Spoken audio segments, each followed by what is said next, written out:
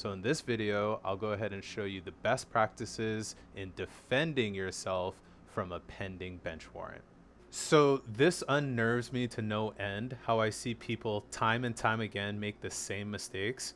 Number one, it is nearly impossible for you as a normal civilian to confirm that you have a bench warrant. Number two, if you happen to know you have a bench warrant and you're at high risk of being made an example of by the media, what sucks is, and what you want to avoid is, the perp walk. Donna Leong on the federal level got tricked into doing the perp walk.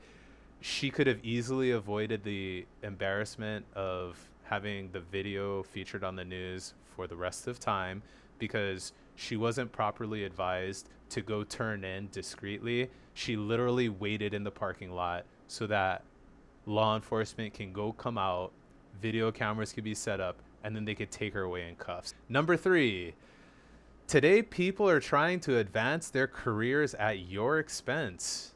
Don't be an easy target. Upon finding out about a bench warrant, clear it as soon as possible. That is critical for your case ongoing.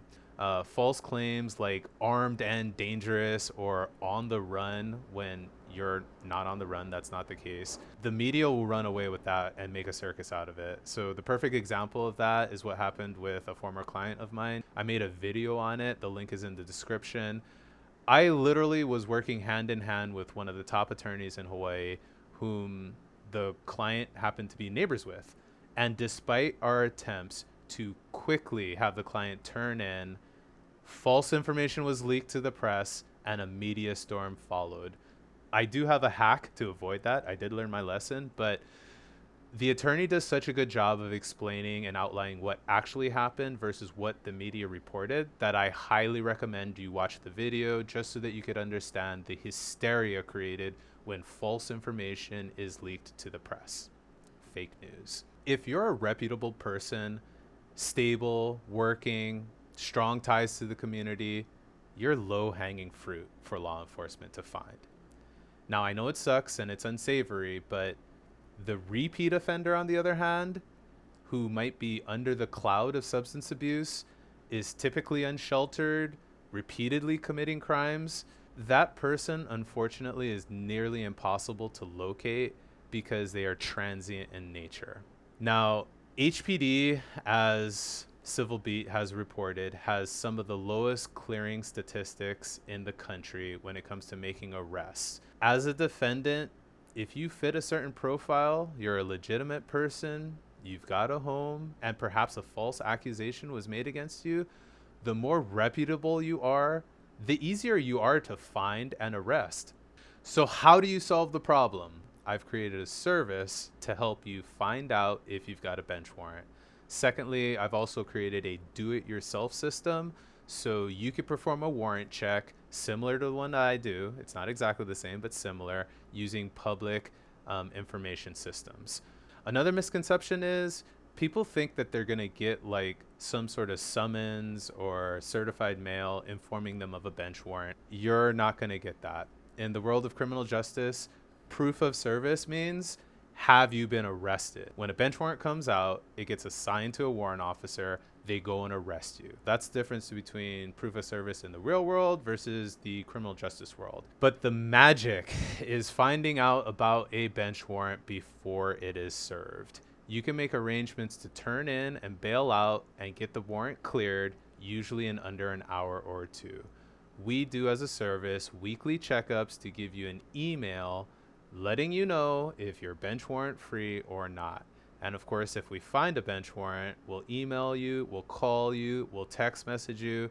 The key is you need to know about the bench warrant before law enforcement come knocking on your door. Now, because this is a new version of a program that we've been implementing for current clients, but now it's open to the public, I'm only gonna take 15 clients for this service. As soon as people unsubscribe or they clear bench warrants, we'll rotate more people in. Because of the statute of limitations laws, could literally take months or years doing an investigation and then eventually charge you after the event took place. So it is wrong to think, oh, I had that one interaction and now it's over. So I'd like to talk about what the dream scenario is so that you're not just another pawn in the government's game to humiliate you and embarrass you. As a bonus, I'm actually working on a pilot program right now. I'm engineering it as we speak. I'm rolling out a program called Attorney Finder.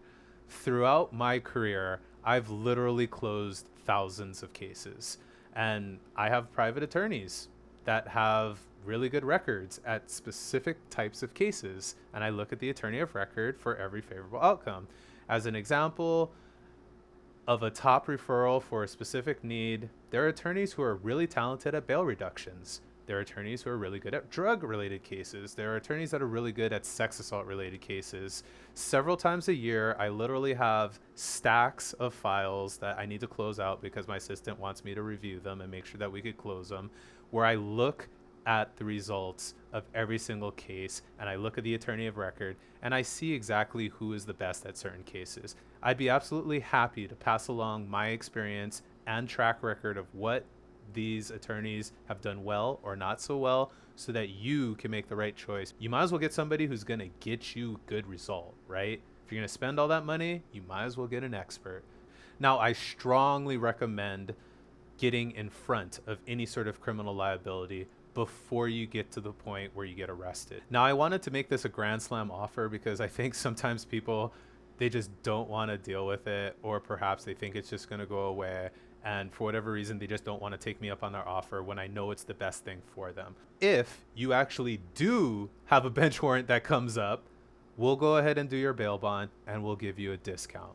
On the back end, if you're unlucky and you actually do get charged, you make that money back that you would have spent on the service. In review, what do you get with A1's warrant checker service? Well, number one, you get to front run law enforcement and avoid the infamous perp walk. Number two, we'll give you weekly emails so that you can go ahead and check on a weekly basis. You don't have to stress out and check every day. You can just check an email every week to see if you have a bench warrant or not. Three, I'll give you non-biased attorney referrals for your specific case. So if this seems like the type of service you're interested in, go ahead and go on our website, gotbailhi.com, and just leave us a message. I'd be happy to go ahead and give you a follow-up call. Or you just give me a call, 808-372-2245. That's the same as 372-BAIL. I'll always give you counsel, even if it's something that I can't help with, give you a game plan, try my best to give you a referral or some sort of advice to handle a difficult situation. And for the people who are like really proactive and they don't want to hassle around and have that uncertainty of, oh shoot, another week and a half or month and a half or a year, how do I know if I have a bench warrant? If you're like the type of person that traditionally these types of people typically have favorable outcomes when it comes to fighting the government against, criminal charges. If you're that type of person, this is the service for you. I hope this video helps, and if you have questions, just give me a call. Thank you.